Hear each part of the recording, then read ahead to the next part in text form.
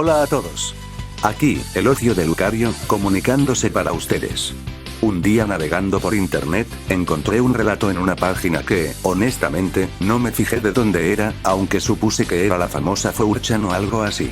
En fin, el punto es que copié y pegué el relato en Word para traducirlo del japonés al español, y qué bueno que lo hice, porque unas horas después no encontré la publicación. Debe estar en alguna parte, supongo. En fin, espero que estén cómodos y listos para este relato un tanto inusual. Sin más que decir, comencemos. Este logo que ven aquí, es lo único que queda de la versión beta de Gyakuten Saiban, o Ace Attorney para los occidentales, que originalmente iba a ser para Game Boy Color. Tuvo una historia un tanto oscura, ya que el final que escribió el señor Takumi, director y uno de los principales responsables de la franquicia, iba a ser bastante trágico. Pero es mejor que vayamos por partes. Para comenzar, creo que debo presentarme. Fui uno de los involucrados en este proyecto, pero lo abandoné debido a cuestiones personales que son irrelevantes para este relato. Para ser específico, fui parte del equipo de arte que trabajó en las escenas del juego. Todo comienza porque Capcom había organizado varios equipos de desarrollo pequeños para títulos nuevos, esto iba dirigido tanto para los nuevos integrantes como para quienes apenas tenían unos cuantos meses en la compañía. Uno de los elegidos para este programa fue el señor Takumi, quien, con anterioridad, había trabajado en proyectos más grandes, como Resident Evil 2 y los dos juegos de Dino Crisis. Conocimos bien al señor Takumi. En su mirada había determinación por sacar adelante este proyecto, ya que tenía el sueño frustrado de escribir libros. Sin embargo, con esta iniciativa que organizó Capcom, el señor Takumi tuvo la oportunidad de crear una historia. Aunque tenía la idea de hacer una trama de detectives, al final la descartó y cambió el oficio del protagonista, siendo ahora un abogado defensor llamado Ryuichi Naruodo, o Phoenix Wright en Occidente. Solo que el primer guión que el señor Takumi escribió era muy deprimente y tenía un final que me incomodó ilustrar. A continuación, les contaré lo que recuerdo de la planeación y de la historia original que se escribió. Para comenzar, el juego tendría 6 capítulos, ya que originalmente iba a ser autoconclusivo por varios factores. Entre ellos, porque nadie de aquí, ni siquiera el señor Takumi, pensó que sería un gran éxito. Además, los personajes que actualmente conocen como Larry Butch o Gunso no tenían nombre. A lo mucho, solo eran llamados internamente como el amigo y detective. Únicamente a los personajes principales les planeamos un nombre. Ryuichi, o Phoenix, no contaba con asistente ni mentor, aunque sí se llegó a planear la aparición de los padres del protagonista, que no serían precisamente amables. Desde el inicio de la historia dejaban claro que esperaban que su hijo se convirtiera en el abogado perfecto, alguien incapaz de cometer un solo error o perder un caso. Esa presión constante explicaba muchos de los comportamientos de Ryuichi a lo largo de la aventura, como su actitud grosera hacia las autoridades y los fiscales, su obsesión por ganar a toda costa e incluso esa sensación de melancolía y depresión que poco a poco se apoderaba de él conforme avanzaba la historia. Pero Ryuichi no era el único personaje que sufrió cambios importantes durante el desarrollo. También recuerdo a Reita Mikami, él era el fiscal de este juego y, a decir verdad, tenía un diseño bastante simple. Pero no por eso iba a ser uno de los antagonistas más peligrosos y también el más aterrador por sus cuestionables métodos para ganar sus casos. Fabricaba pruebas, sobornaba a los jueces incluso delante de toda una audiencia y tenía contactos con el bajo mundo criminal, como mercenarios. También recuerdo que los nombres de los casos no eran muy elaborados. Por no decir que eran bastante simples, ya que literalmente se llamaban Tutorial y Caso 1 hasta Caso 5, más los otros 2 capítulos finales, aunque eso lo contaré más adelante. Lo que recuerdo del tutorial es que iniciaría de forma similar al que conocemos en la versión final, con la diferencia de que, en vez de ser un ladrón de casas, el culpable iba a ser un asesino serial que escogía a sus víctimas. En resumen, el caso sería igual a como lo vimos en el producto final, solo que aquí Ryuichi era mucho más directo con sus palabras durante los juicios. En este tutorial llegaría a decir algo como: este desgraciado es quien asesinó a la novia de mi amigo. Y no importaba si se trataba de sus clientes, los testigos, los sospechosos, los fiscales, el propio juez o incluso el detective que lo ayudaba durante las secciones de investigación. Era alguien duro que expresaba sus pensamientos sin tomar en cuenta los sentimientos de los demás. Debo confesar que, cuando estaba leyendo el guión para hacer las ilustraciones, sí me había caído mal esta primera versión de Ryuichi. Pero ahora entiendo, en parte, por qué era así.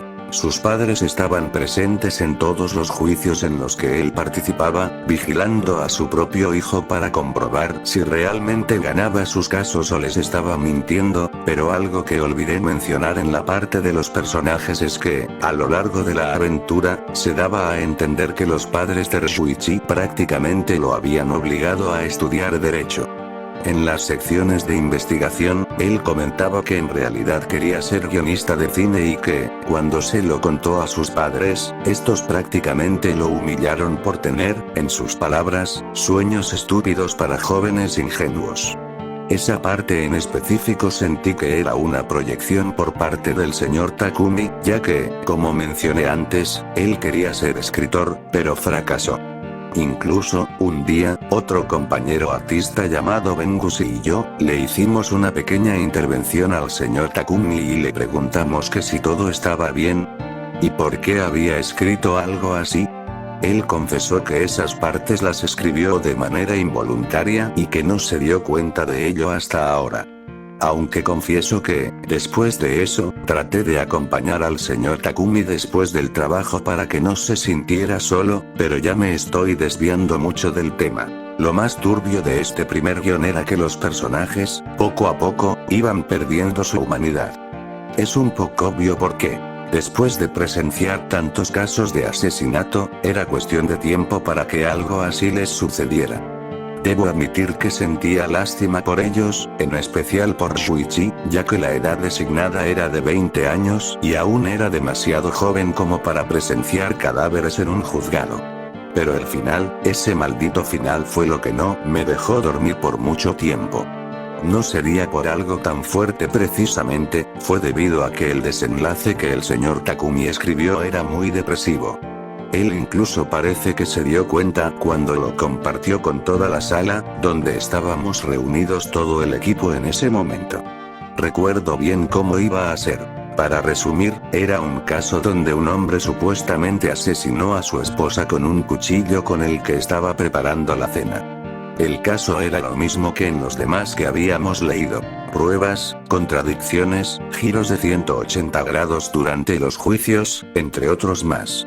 Llegamos a la parte final del caso, que se llamaba simplemente Fin. Me pareció curioso que este capítulo tuviera un nombre un tanto simple, pero lo ignoré porque, bueno, no era como que los otros guiones tuvieran nombres ingeniosos.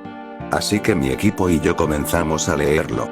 Este último capítulo comenzaba directamente con el juez resumiendo el caso. Como que el cuchillo encontrado en la escena no estaba en la cocina, sino que estaba en el bolso de la mujer, o que a Reita le habían dado una infracción por haber provocado un escándalo en el juicio pasado. Luego, el acusado comienza con su declaración.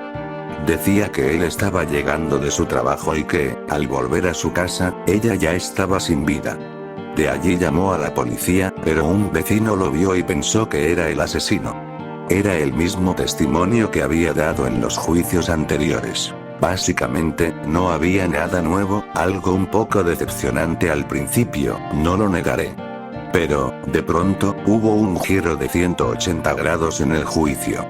Reita sacaría una prueba definitiva, el ADN del vestido que llevaba su esposa.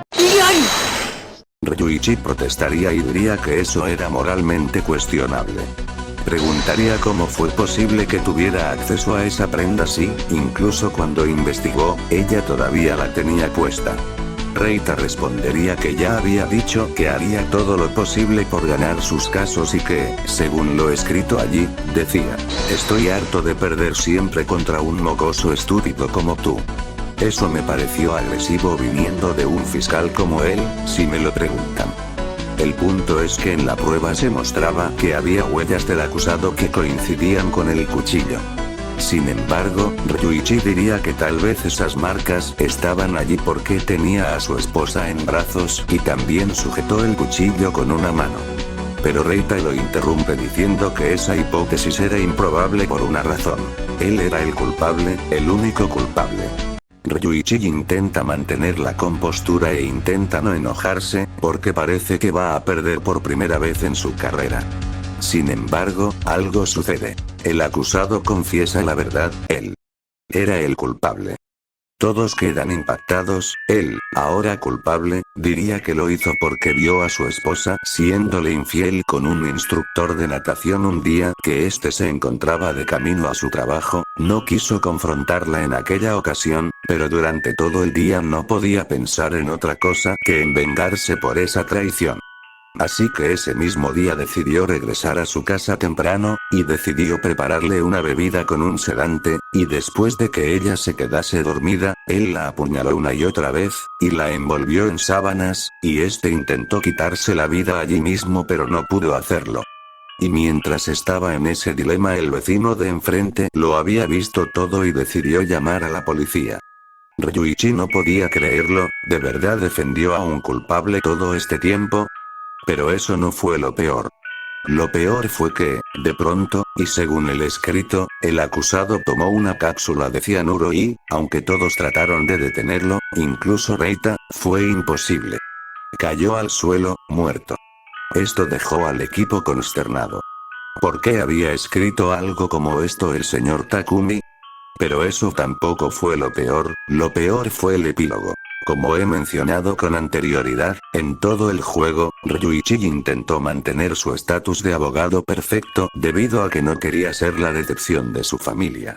Pero, al perder este caso, fue la gota que derramó el vaso, sintió que ya no podía más y decidió abandonarlo todo. La carta que estaba escrita en el guión era muy ambigua, y sigo sin entender si Ryuichi simplemente se exilió o hizo algo mucho peor. Es más, ni siquiera había algún remitente en esta carta que todavía recuerdo que decía. Era algo como: para quien lea esto. Yo fui abogado defensor, un abogado al que se le acabó la suerte este día. Hoy no hubo milagro ni prueba que salvara mi estatus de perfección. Hoy solo hubo un culpable que, para colmo, cometió suicidio frente a todo el Tribunal de Justicia y, honestamente, eso fue lo más perturbador que presencié en este día. Mi familia estuvo presente y su reacción fue de perturbación, pero también de decepción. Decepción por haber manchado mi historial de victorias, decepción por haber manchado el apellido Naruhodo, decepción porque perdí un caso. Ni siquiera sintieron lástima del hombre que murió. Fui humillado y fui expulsado de la familia. Ahora ya no sé qué hacer. No tengo a dónde ir. Mi único amigo se alejó de mí, así que supongo que ya no tengo nada que perder.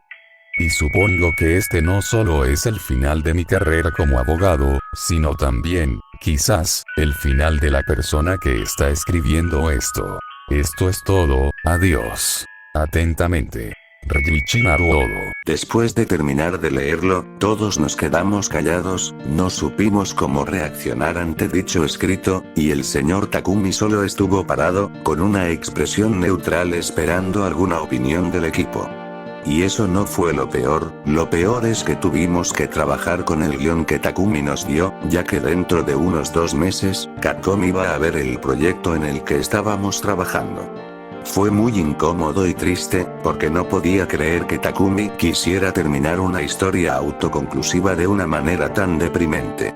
Entendía el punto de que no confiaban en que sería una franquicia exitosa, pero, ¿por qué terminar así? Y eso mismo dijo Capcom a todo el equipo una vez que vieron lo que teníamos hasta ahora, y el proyecto estuvo a punto de ser cancelado por esa razón. Pero, al final, la compañía le dio una nueva oportunidad a Takumi y al equipo para modificarlo todo, ya que, fuera del final, ciertas cosas les gustaron a los altos ejecutivos. Sin embargo, pidieron cambios drásticos, como añadir más humor, momentos emotivos y un final más feliz para el protagonista, además de la inclusión de otros personajes.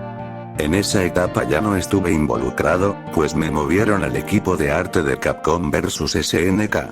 Y, eventualmente, me salí de la compañía luego de algunas cuestiones personales, como mencioné antes. Eventualmente probé la versión final, que era muy diferente, desde el cambio de aspecto y de personalidad de Ryuichi hasta el desenlace, que, sinceramente, es mucho más feliz que el de la beta. Pero hubo algo curioso de estas entregas. Parece ser que el tema de la perfección fue trasladado al personaje de Rei Mitsurugi.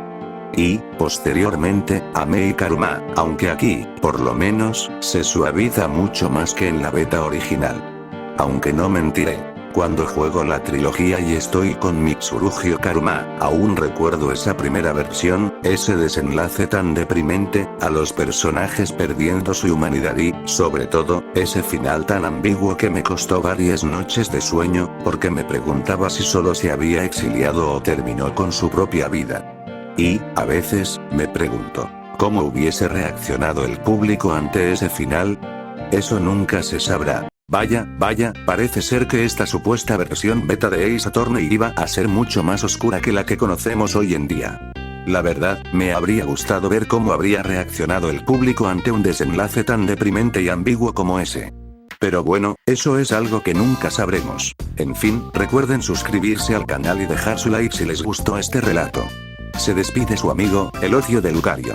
Hasta la próxima.